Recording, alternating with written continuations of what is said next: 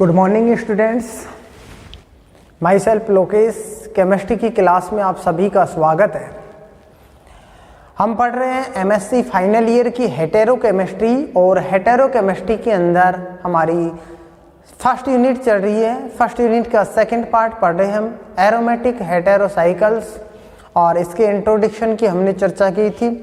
आज हमारा टॉपिक चलेगा इसके अंदर 6 मेंबर्ड हेटेरोसाइक्लिक कंपाउंड अर्थात 6 मेंबर्ड एरोमेटिक हेटेरोसाइकल्स कंपाउंड या 6 मेंबर्ड एरोमेटिक हेटेरोसाइक्लिक कंपाउंड। ये क्या होते हैं?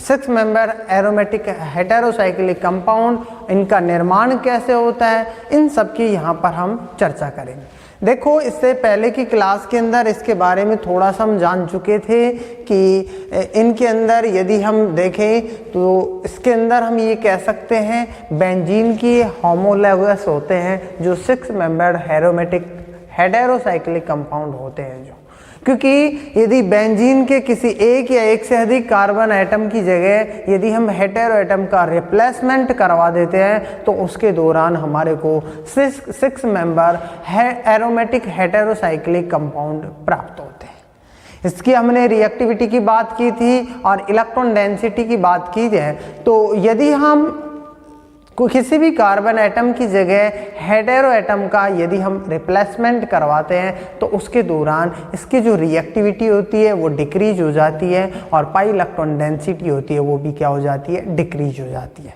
तो देखो, इसके अंदर ये कह सकते हैं हम, इसके अंदर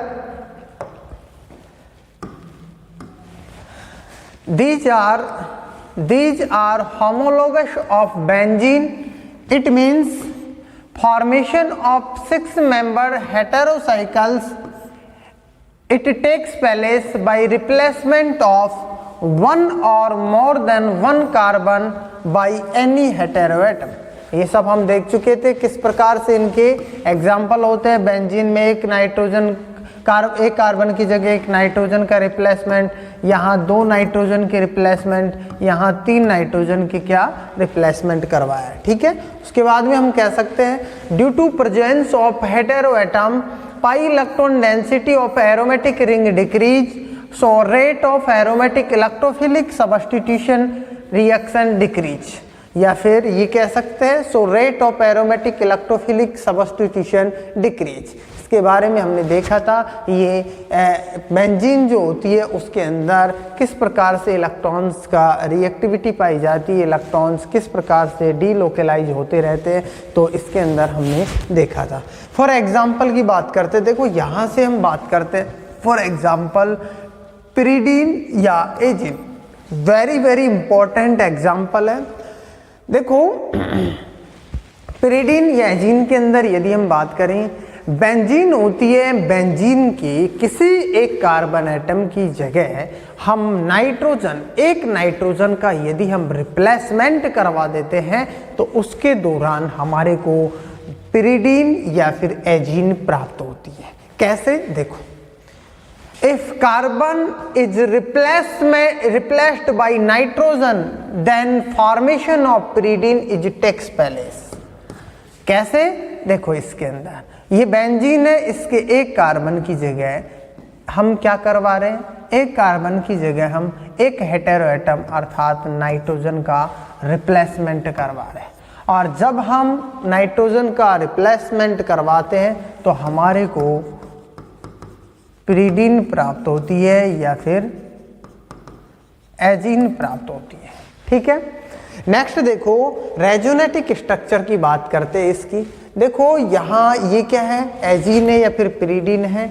नाइट्रोजन की जो इलेक्ट्रॉन नेगेटिविटी होती है वो कार्बन की तुलना में अधिक होती है, तो बॉन्ड के जो इलेक्ट्रॉन्स होते हैं, पाई बॉन्ड के इलेक्ट्रॉन नाइट्रोजन के ऊपर जाते हैं। जब नाइट्रोजन के ऊपर पाई बॉन्ड के इलेक्ट्रॉन आते हैं तो नाइट्रोजन के ऊपर नेगेटिव चार्ज और उसके पास वाले जो कार्बन परमाणु होता है जहाँ से इलेक्ट्रॉन आते हैं उसके ऊपर पॉजिटिव चार्ज होता है। तो इस प्रकार से यहाँ पर जो पॉजिटिव होता है वो डीलोकलाइज होता रहता है और हमारे को इस प्रकार से ये स्ट्रक्चर प्राप्त होती है इसके अंदर।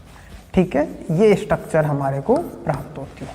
ठीक है, अर्थात हमने इसके अंदर क्या देखा है, हम ये कह सकते हैं इसके अंदर from above resonating structure it is clear that per atom pi electron density of pyridine is less than benzene. जो इस रेजोनेटिक स्ट्रक्चर से ये क्लियर होता है कि इसकी जो पर एटम पाई इलेक्ट्रॉन डेंसिटी होती है वो क्या होती है, कम होती है किसकी तुलना में, बेंजीन की तुलना में। वो क्यों होती है, हमने अभी अभी डिस्कस किया है यहाँ पर कि नाइट्रोजन की इलेक्ट्रॉन डेंसिटी, यहाँ पर इलेक्ट्रॉन नेगेटिविटी ज़्यादा होती है।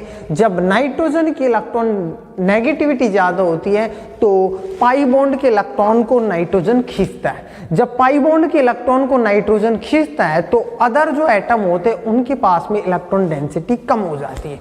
जब अदर जो कार्बन एटम होते हैं उनके पास में इलेक्ट्रॉन डेंसिटी कम हो जाती है, नाइट्रोजन के पास में अधिक हो जाती है, तो बेंजीन की तुलना में पर एटम पाई इलेक्ट्रॉन डेंसिटी की बात करते हैं तो पर atom pi electron density decrease हो जाती है। ठीक है, तो इसके अंदर हम ये कह सकते हैं so replacement of, so it represent less reactivity towards electrophilic substitution reaction than benzene.